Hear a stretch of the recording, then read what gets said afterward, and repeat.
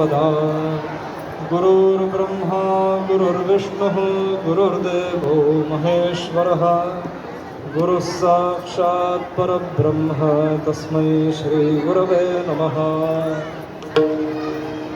नाही जन्म नाही नाम नाही कुणी माता पिता प्रगटला अद्भुतसा ब्रह्मांडाचा हाच पिता नाही कुणी गुरुवर स्वयं हाची सूत्रधार नवनाथी आदिनाथ अनाथांचा जगन्नाथ श्री स्वामी समर्थ।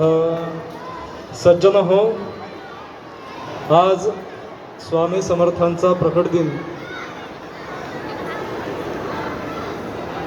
आजच्या दिवशी गुढीपाडव्याच्या दुसऱ्या दिवशी स्वामी समर्थ यांचा जन्म न होता ते साक्षात प्रकट झाले होते।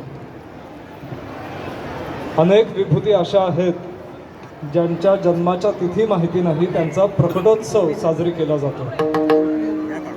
गुरूंचं हे महत्त्व आहे की गुरूंची शिकवण आचरायची असते, गुरूंचं आचरण आचरायचं नसतं। तर स्वामी समर्थांनी जी शिकवण दिली आहे धर्मपालनाची, ती सगळ्यांनी आचरावी। त्याचप्रमाणे जीवनामध्ये गुरूंना नम्रतेने त्यांच्याकडून आशीर्वाद प्राप्त करून घ्यावे।